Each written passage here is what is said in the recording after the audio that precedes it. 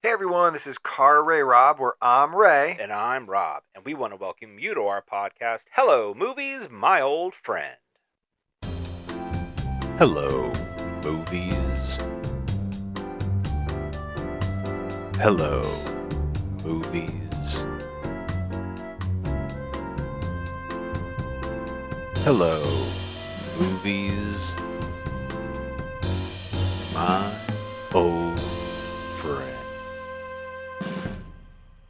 Yes, welcome once again, everybody, to Hello Movies, My Old Friend. Rob, do you want to remind everybody what we do here? Absolutely, Ray. Here on Hello Movies, my old friend Ray and I take a look at old classics from our childhood, ones we haven't seen in a hot minute. We think they're classics. And we think, it's fair, we think they're classics. I think that's a good way to put it. And we see if they still hold up.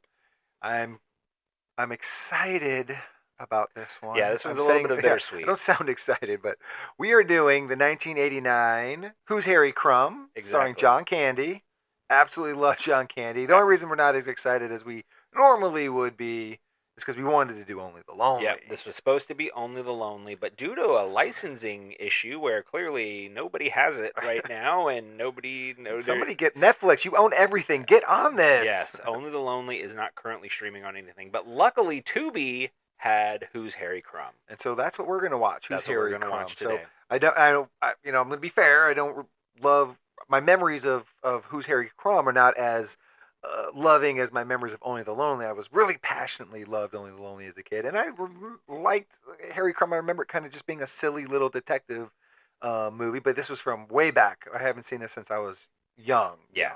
No, I agree. I've only seen a TV version of this. I probably liked Who's Harry Crumb more than you did. I honestly think I probably watched Who's Harry Crumb more than I watched Only the Lonely. The opposites here then, yeah. But not that I didn't love Only the Lonely. I did love Only the Lonely, and I had a lot of reasons for loving Only the Lonely. But Who's Harry Crumb does hold I think a special place in my heart as well. But you're right. I have not watched it since I was a kid, and there are things that I definitely remember about it. And then there's some things that are a little bit more foggy. A little hazy. Yeah. I remember costume changes, like being undercover. Changes, yep. I remember, I think it's a kidnapping. I do remember that. Yeah. And that's how he kind of gets brought in. I remember there's I think it happens in some kind of a spa because there's some mud. Sure. I remember I remember the opening sequence had mud. It was very weird. Almost, I always thought it looked like frosting or something. I remember that as a kid. But yeah, and I do remember, like you said, it being a pretty silly kind of comedy, and there's some stuff in there. I know Jeffrey Jones is in there, who is a persona non grata these days. Yeah, he's a real scumbag. He's a real scumbag. Can we refer to him as scumbag every time we talk to him? That's fair enough. But then Annie Potts is in this movie too. Yeah. And I remember her enjoying her in this movie. So yeah, I mean, like I said, it's a bittersweet kind of thing to switch to this movie, but I am excited to revisit this and see if it's still as funny as I remember. I love John Candy in pretty much everything, so I'm just to be excited to be watching a John Candy movie. Exactly, I agree with that. So let's do that. Let's do that. Let's invite the audience. If you guys haven't seen Who's Harry Crumb in a heck of a long time, take this opportunity to pause the podcast, go check it out, and then come back with us and kind of see if me and Rob think Who's Harry Crumb still holds up. Ray and Rob are currently watching The Film. You may be also watching The Film.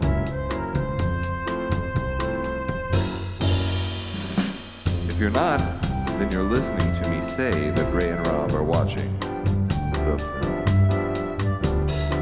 They'll be right back when they're done watching The Film.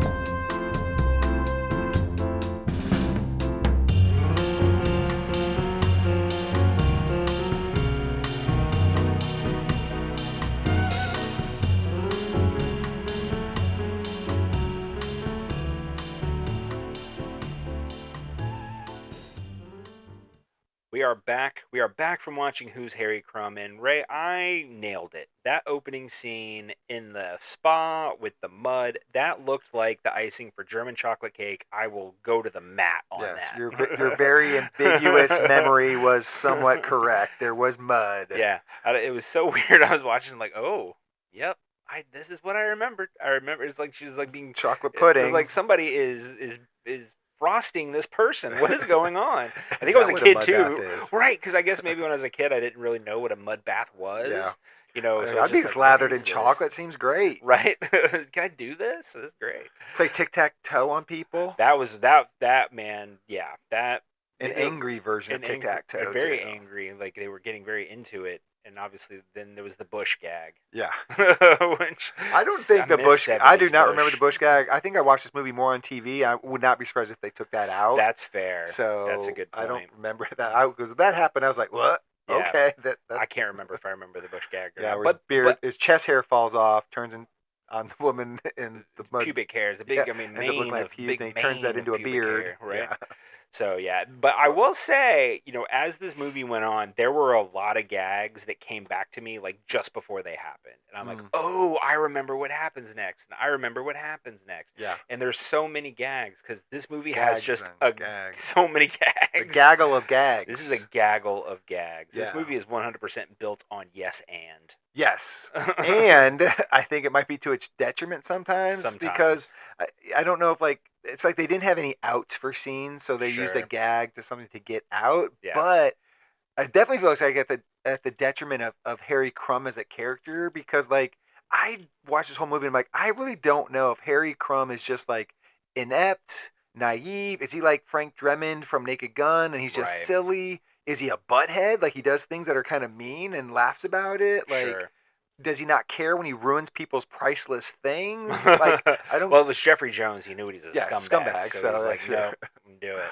But so it's like I feel like they kind of hurt Harry Crumb as a character because he never there's some when you watch Naked Gun. I'm probably gonna have to compare this to Naked Gun quite a few times. I do think it's in the same vein, but Definitely. You never for 1 second think Frank is a bad guy. Is insincere.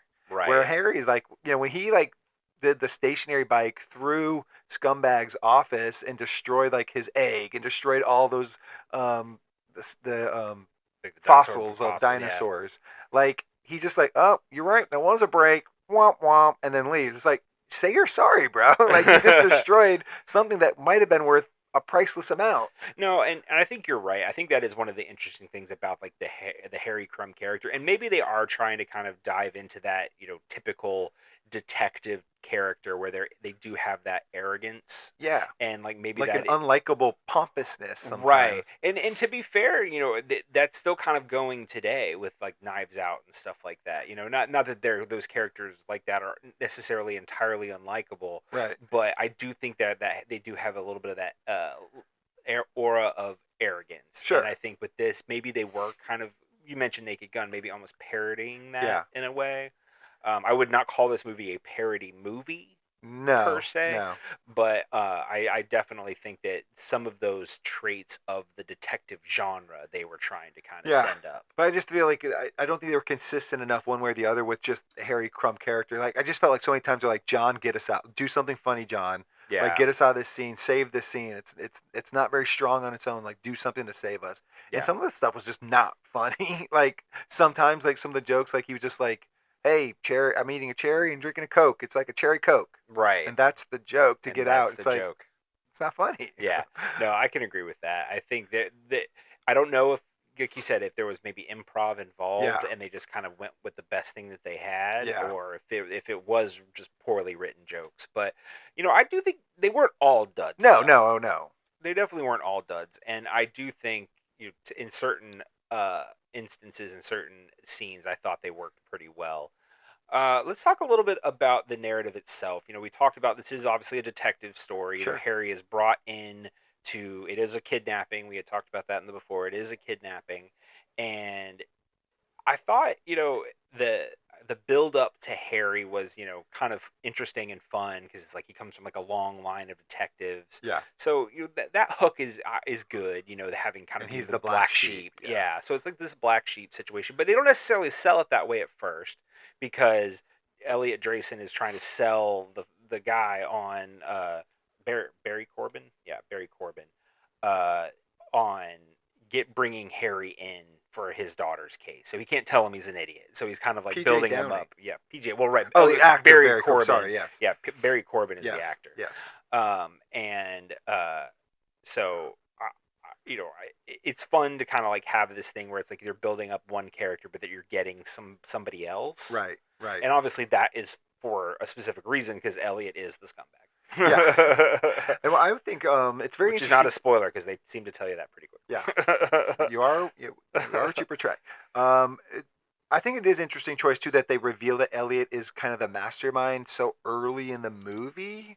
Like Right. there is, That's what I yeah, mean. Where yeah, like they tell you pretty quickly that yeah, yeah. I he's the think it is bad pretty guy. interesting that they don't like leave any suspense with his character either. Yeah. Um, Yeah. There's not for mystery. There's not a lot of mystery no, in this movie. To be fair. no, and I think maybe when we talk about the ending, I'll say like how they made this work in a kind of, but yeah, so Scumbag, builds up Harry Crumb, and I actually kind of like the opening with Harry Crumb. Like I think the movie picture and like the physical comedy on the scaffolding was fine, Yeah. but I think what's funnier was like actually his second scene when like he's showing her the photos, Yeah. and it's her. He Her. took the photos of her, not her spouse, and it's like, Yeah. you're having an affair with your husband because you wanted me to take pornographic films of you, instead of just like realizing he did it backwards and is an idiot. Like, Yeah. I think it was funny how how he pinned it on her, like he still figured it out even though he's completely wrong. Yeah, and there, to be fair, there was a lot of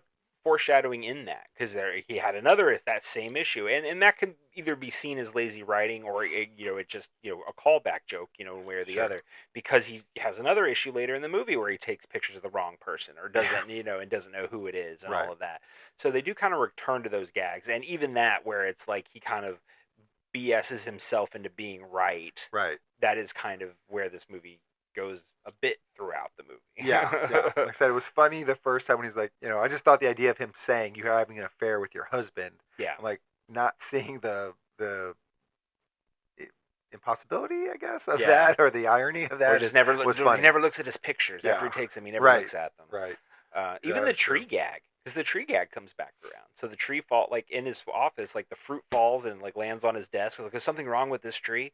Later in the car trash, when they trash into the tree, fruit falls on his head. Right. It's like how all these callback jokes to this one scene throughout the rest of this movie. Yeah. It's kind of odd, in all honesty. Yeah, because it does not. It's not calling back to anything. It's not serving any purpose. Right, exactly. It's so just do you remember that something orange you falling saw before, earlier? right? Wasn't that crazy? That orange fell. Exactly. Yeah. But so he finally comes. They kind of bring him in, and real fast when he's on the bus, Jim Belushi cameo just out of nowhere. Yeah. Well, was Cheech in the movie too, or Chong? Like, I feel like he walked by and he handed him something when they were at one of. I don't know. He like handed him a piece of paper and left, or he handed the Downings or something and left. Like, no, just a I don't friend think so. character. No, I don't think don't so. know. I mean, we could look it up, but I'm pulling up the wiki right now. The only person. Well, Jim Belushi's not on the no, cast but list. he's on the wiki as an uncredited man on bus. So I imagine if that were the case, with Cheech or Chong, that would be in here too, and it is. Okay, I was wondering if they're going to be. I'm like, all right, do we have to be on the lookout for friends just popping up for no reason? But maybe. But yeah, which John Candy's known to do. He kind of did that with Home Alone. He's helping out buddies when he did his. Sure. He worked. I remember the story of like for Home Alone. He worked for minimum wage, did all those scenes in one day, and then was out just because he was being cool. Well, so it's not not surprising like that. Oh yeah, which is good. That's why we picked this movie. We wanted a John Candy movie. Exactly. But yeah, so they bring him in, and as we said, they kind of quickly reveal that Elliot Grayson is the bad guy, taking kind of the mystery out. But they kind of add another layer to that, I think, in a way, maybe a little bit, and that is with Helen. Yeah. Like the stepmom with Annie Potts, which I'm not gonna lie. Obviously, I love Annie Potts. I think she's great. But the idea of her like kind of being the sex symbol, it's always funny to me when you have these kind of actresses that don't typically play like the sex goddess type character, the sex pot, and then they get cast in a role like this. Right. And I just, it's so funny because I'm not, and that is not me trying to say that Annie Potts is not attractive, and that's not what I'm saying at all. Right. But it's just not how I picture her as an actress. It's not the type of character she typically plays. No, so it's always funny to me when like actresses like this kind of take one of these roles at one point in their career, but then I don't feel like they do it again. You know what I mean? Right. Like it's always usually a one-off, maybe two off, but So. But I will say, I think this is the thing the movie does best is like you said, like for revealing who the main bad guy is in a movie like this seems weird.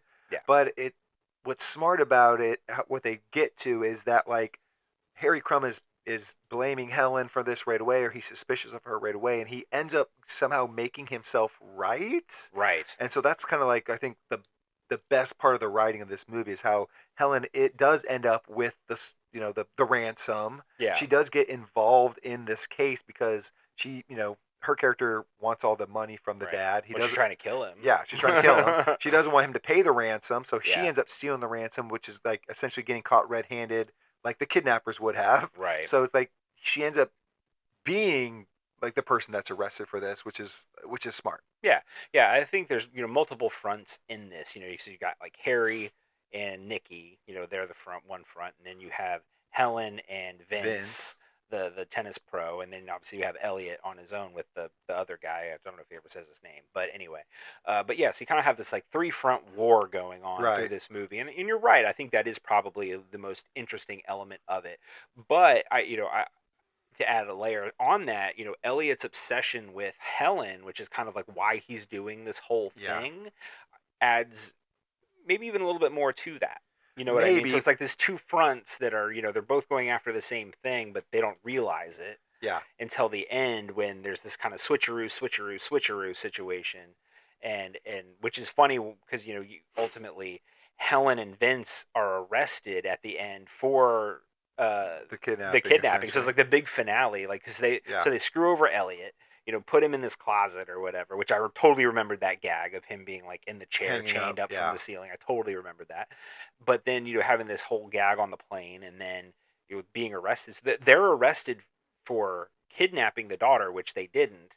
And then they find Elliot in the closet, and he confesses to everything. Right. So then my question becomes, okay, well, do they get free? Because they are being arrested for something they didn't do, but they did have an attempted murder that's undiagnosed. They did steal millions of dollars. But they didn't know that she tried to kill. So I'm saying, like, if they went to jail, I wasn't going to feel sorry for them, even though they're getting arrested for something they didn't do. But it's funny because it's they deserved it. They stole the ransom money from the real kidnapper. So it's like, well, you didn't kidnap her, but you stole the ransom money. Is that a crime? Well, no, because they found it in a trash can. So essentially, you can't even blame him for stealing. Well, no, he held him up at gunpoint in the airport. Vince held up Elliot at gunpoint in the airport when Helen, because like Helen snuck away. Oh yeah, no, yeah. There wasn't anything. Her. Yeah. There was they got the fake case was in the trash in the right. Dumpster. Yeah. You're right.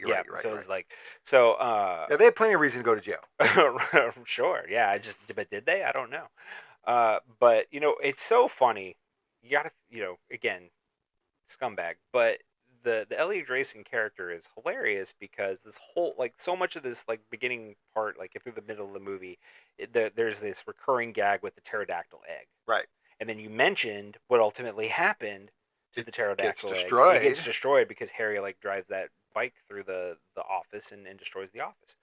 So the whole point of him stealing this, or kidnapping the daughter, is to get the money to be able to get rich and then lure Helen away. But he's got a priceless dinosaur egg just sitting on his desk, which, I mean, come on. Number one, that is a dumbass move to do. Sure. I mean, come on. You've got this priceless egg just sitting on a roll of duct tape, it looks like, on your desk. No case, no nothing.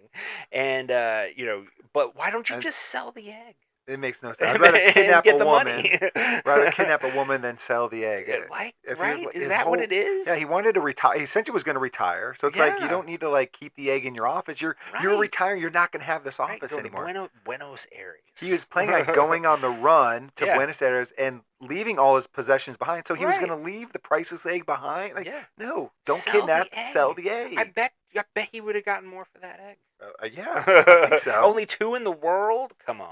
Yeah, so big plot hole there. That didn't make any hole. sense. I guess my other question would be, like, was Harry Crumb even needed for this movie? Like, the way that Vince... we're going to Indiana Jones this thing. Yeah. It's going to be Raiders all over again. The way Elliot, the way Elliot had this planned out, like, I don't know if he needed Harry... Like, what did he need Harry Crumb for? He could have done all this himself because he never gets caught with the stuff anyway. I mean, I think for me, the main reason that he probably brought Harry in is he knew he was somewhat inept, found out he was more inept than he realized, but the whole point was he needed somebody to pin it on when it went bad. It wasn't my fault. I didn't do this. It was because Harry Crumb's an idiot. You know? So I think that's probably. I mean, and you can call that paper thin, and I think you have a perfectly valid argument. If he steals the money, that's why. If he steals the money and jumps on a plane to Buenos Aires and never comes back, he really doesn't care that it's not solved. Yeah. But that makes sense. There's just that one extra layer of someone to blame it on. Definitely. And harder to connect to him. I think another thing that really works for me in this movie is the Nikki character. I think, her mixed with Harry, kind of this, Sherlock Holmes, Watson situation that Yeah. kind of develops between them is great. And I think her arc is good because it, I think she's, you know, low key kind of like one of the most interesting characters in this movie because, the whole thing is revolving around this sister of hers that is kidnapped and she sees as this, Beautiful beautiful model. swan. You're right, exactly. And she's kind of like thinking of herself as the ugly duckling. Yeah. And so I think it is like a very interesting subplot to this movie is Nikki kind of getting her groove back, if you will. Yeah, it is. And I kind of think like that. I think they could have done it some parts a little better than others, but sure. But like, because this is also like where I think John Candy like thrives is like being the lovable friend, kind of like picking you up, complimenting her, Definitely giving her room to like shine and help out. Like that's where like John Candy soars like as an actor, too. So in those kind of settings. So yeah, pairing them up was a smart thing to do. Like you said, it lets Nikki evolve where she can appreciate herself and her own skill set more. Lets her get seen by her father other than just the second kid. Yeah, which is pretty much how she's like referred to early in the movie. Right. But PJ kind of announced at the end like I've got both my daughters because of this. Right. So that's cool. It's like this is my daughter Jennifer. And this is our other daughter, Jennifer's sister. For all you League of Their Own fans out there. Yeah. But one thing we have to make sure we mention is we did talk about costume changes and Undercover. There were some costume changes. We talked a little bit about his costuming when he went to the spa as Miliosh or whatever. I'm not even gonna try that. Some Middle Eastern. Yeah, which he's like, how do you spell that? I don't know. Try with a D. That's right, with a D. It's something like Deliosh or something like that. Yeah.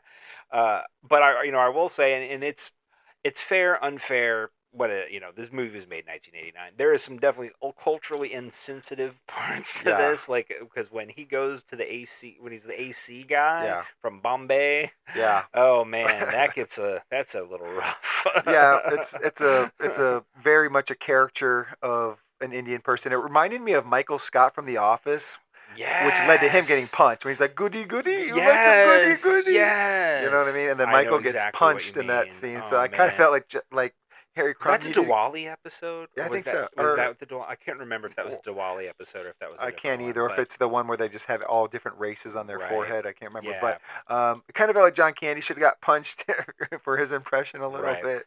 But he did actually. When he walked in, that guy was like shadow boxing and actually punched him across the face. Sorry that my head hit your fist. Right. Yeah. Yeah. Sure. That was that whole scene I definitely remembered. Like once it kind of started coming up, like okay, I know what happens here, and I remember him like getting in the air vents, which are like the biggest air vents you've ever seen in your life. They fit John Candy. Right. They had to fit John Candy, and then it's like they had the most powerful AC I've ever seen in my life, and that kind of thing. Yeah. But I remembered that kind of stuff for sure. And then obviously this was the scene we had mentioned earlier where he takes the pictures of the wrong person because he gets Elliot and Helen, having sex or whatever instead of Helen and Vince, which he thought he was getting. Yeah, and he was listening to the TV, which is also how Buenos Aires came involved because it's so funny. He thought that the people on the TV who were talking about going to Buenos Aires were Helen and whoever. I don't know if he knew who the man was at the time. Yeah, but Vince. Yeah, but so that's the only reason why he goes to the airport at the end of the movie is because of what he heard in that TV show. Yeah. It just happened to be that Vince was also listening to that TV show and said, "Oh, going to Buenos Aires would be a cool idea." Right. So it's very lucky that Harry Crumb was even in the ballpark of where he was supposed to be for sure at the end of this movie. Another costume, which this just didn't make any sense to me, is why was Harry Crumb dressed like a jockey at the horse track? Any idea? No. He just really to didn't. See I John don't Candy think he as a ever jockey? needed to be in costume for any of these. I mean, situations. maybe you're right. Like when he went to the spa, like he was going as a cop, like as a detective. Right. You have full questions. Yeah, you have full. Like it'd been way smarter to go in as a cop and ask questions. Right. As a cop. Yeah, I can agree with that. Like there really seemed like no reason to have to pretend to be somebody else. Yeah. Like maybe if they had a scene where he tried to get in and they wouldn't let him, so he can't. Like then he just have a warrant, maybe, or you're just yeah, a private something. detective. You're not a cop. Right, like, so, yeah, maybe that would have made more sense, but the only reason they put him in the jockey outfit is so they could put him in the jockey phone booth, which does that even exist? No, I was no. gonna say that cannot exist, right? Like these little jockey-sized Yeah. phone booths. I'm No. just like, man, that just doesn't make any sense to me. Well, phone booths don't exist, so I mean, they that's fair. certainly At this don't point, exist. none of it exists. But at the time, I cannot imagine. Even if you went to a horse track, No. you're gonna see They like might have 4 foot yeah, tall they might have a lower phone booths. phone maybe for little jockeys, Oh, but there the you whole go. booth is probably pretty custom. Maybe it has like a little stool they can pull out. Yeah, yeah, it's the step stool. Definitely. You don't know. Yeah, but like I said, I think most of that stuff is really just it kind of goes back to what we said earlier. It's yes and. Yeah, It's yes and. Like it's these things are put together so that they can like get gag after gag after gag into it. and his last costume was the biggest, kind of like the Oh, tag on yeah, scene when yeah, he went full drag. yeah. Going to Um, San Francisco. yeah, setting up the next mission, and it kind of made me wonder, like, do you think in a perfect world they wanted this to become a series? I definitely think You think? that. Yeah, I think so After too. watching it again, I think that they were going to do. They wanted multiple movies. They wanted Harry and Nikki Yeah, to kind of team up real again in a team. second movie, and yeah, I 100% think that. But it's hard because I think this movie really lives in a very specific type of comedy from the late '80s and the early '90s, and I don't know if any of them. To be honest, I don't know like if any of them are really like box office successes. Yeah, You know what I mean? Like I think of something like like a Hot to Trot or yeah. something like that, Get which is smart, little. yeah, well, like that kind of Yeah, comedy for right. sure. But like, and I mean, obviously when they brought back Get Smart in like the 2000s or Yeah, whatever with Steve Carell, like they wanted more and they didn't get it. But it's that kind of same kind of deal though. yeah. And I think maybe they saw the success of like the Naked Gun movies since you had brought those up, and this was like, oh well, maybe we can do this with John Candy and it'll work. But clearly, I don't know It's what kind almost of box office it did, but not enough. I'm yeah. gonna say not Well, the enough. thing is, when you don't go full parody, like, is kidnapping detective movie funny enough to be a comedy, like, on its Right. own? It's like, no, you had to find all these gags to kind of shoehorn into scenes a little bit, Yeah. just make him like a bumbling buffoon in some scenes, like when he first meets PJ Downing, just destroys every piece of fishing gear he has in the matter of 3 minutes. Yeah. And so And I think that it's hard.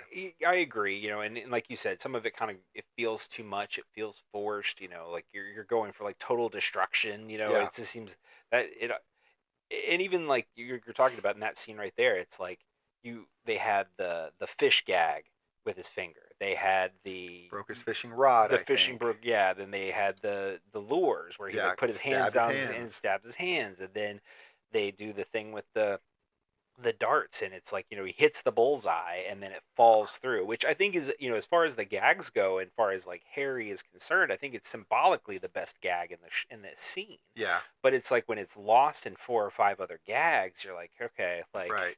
you're just kind of almost worn out. Right. Oh yeah, you are. You are. It's like a marathon of Yeah. jokes. You're like, okay, one. Well, it's Yeah. also like, one of these. Somebody will like one of these, and they maybe not like all four, but there's a good chance that four people each like one of these, and so it's like just kind of try to hit jokes by numbers instead of by like quality. Yeah. So, okay, um, let's. I mean, I don't have anything major that else I want to discuss. The only Yeah. major thing I really want to still find out is, did you think this movie held up in your mind? It's kind of hard because no is on the tip of my tongue. Yeah. I'm gonna say no is on the tip of my tongue. But there were still moments in the movie that, like I said, that I remembered enjoying. Do I think it's aged well? No. I think again it's very much of its time. Did I hate watching it? No. Like I still had Right. fun watching it. So I'm gonna say no. I'm gonna land on no, that I don't think it held up, but I don't think it was an entirely unpleasurable experience either. I still love John Candy. I still think this era is great. Delirious kind of came, or Delirious Sure. came out of Yeah. this era where he's the soap opera writer. I remember loving that movie. So that was kind of one that... Yeah, I definitely love Delirious. Yeah, and Armed and Dangerous, I liked that movie with him and Eugene Levy. I remember liking that movie. It's probably been as long since I've seen that too. So I have fond memories of this era, and Only the Lonely is part of that as well. So, maybe that would have held up better for me. Yeah. But I'm not going to say I didn't enjoy Harry Crumb. I just overall don't think it was as good as maybe I had it in my mind from that era. Yeah, I think I'm going to agree with you. I'm probably a harder no that this movie didn't hold up. And I guess, I am a little bitter that we didn't get to see Only the Lonely. That's what it is. You really did. You were pissed because you didn't see Only the Lonely. No, the main thing that I didn't like about this movie, looking back on it, was like I don't think it did John Candy justice, and that's what upsets me. I can agree with that because John Candy isn't like a stand-up comic. That never was his deal. He's a lovable human being that can get himself in bad situations. He's much more a Frank Drebin from Naked Gun than I think he is a Harry Crumb. Because I feel like Harry Crumb is so undefined, and I feel like this, like I said, I kind of feel like the movie put John Candy in scenes where it's almost like he had to find the way out and he had to do something funny. It's like and I don't necessarily he's not, like I said, he's not a stand-up guy where that he can just do that. I don't think that's where his comedy and his greatness lied in. It was more in taking what you put on paper and making more of it. Yeah, it's not like The Great Outdoors or Summer Rental or something like that where he's very funny, but right. Well, and to be fair, those are different roles because he is the dad in both of those movies, so you kind of got that lovable father figure where he's trying to be this suave, larger than life kind of suave detective. But again, you have to ask yourself, is that parody or not, and all of that, and there's some of those questions, in like there I said, to me muddle it a little more. Yeah, I think it was just too muddled. I don't like being at the end of a movie like, man, I really didn't understand John Candy's character. That's the character I want to understand. That's the character I want to love, and I just didn't feel that. So that's why I feel like this movie doesn't hold up for me. There's just other things that I know I'd want to go back to on his catalog. I did just see here that Den of Geek included it as one of the most underrated movies of 1989. Well, there you go. So, I mean, it definitely has an audience out there. I think that's fair to say. All right, Rob. Well, I think we are ready to wrap up our conversation on Who's Harry Crumb. And there is no mystery left about what the audience should be doing. They should know already, just like we knew early in Harry Crumb who the bad guy was. They should already know that they have to like this podcast if they haven't done so already. Subscribe to the podcast if they haven't done so already. Review us. If you leave us a 5-star review, we're going to read it live on air someday. Email us at carrayrob@gmail.com if you guys would like to speak to us, or reach out to us on Blue Sky at carrayrob. Absolutely. If there is a comment section on whatever platform you're on, by all means, let us know what you thought of Who's Harry Crumb. Did it hold up? Did it not? I want to know what your favorite John Candy movie is. Yes. Any era, doesn't matter. I just want to know what your favorite is. Can we start an online petition to bring back Only the Lonely? We should start that in the comment section. We should definitely do that. Tell them to get their licensing figured out. We want to watch Only the Lonely here on this podcast, and you guys can help make that happen. We will be back next week, and it will be our first episode of December of Say Hello to My Little Film, and it will be back to me. And I think I've already said this before, but I am You're excited, very excited about this episode, and I cannot wait to tell you what it is. Everybody's going to be super excited about this. I think I think I'm saving my best for last. I honestly do. So nobody's going to want to miss that. We will be back in 2 weeks with December's Copy of a Copy. Oh, yes. Where we will be watching the Wim Wenders classic Wings of Desire and the 1990s remake with Nick Cage and Meg Ryan, City of Angels. Okay. Which, that's going to be very interesting because, I don't remember much about City of Angels, so we'll see. Great song. The Goo Goo Doll song is kind of what I remember most, so it's going to end up kind of being, I think, a little bit of a Hello Movies as well. Movie, yeah, absolutely. And then next month, we will be back with a brand new episode of Hello Movies, My Old Friend, where Ray and I have decided to revisit the 1999 sports comedy Mystery Alaska. That's going to be chilly. It's December. It'll be cold. Let's watch a hockey movie. That's what I think. We did Ladybugs over the summer. Yep. It was very sunny. A summer sport. We're going to do a winter sport now. We're going to become a sports podcast on this. Let's do it. But you are not going to want to miss any of it.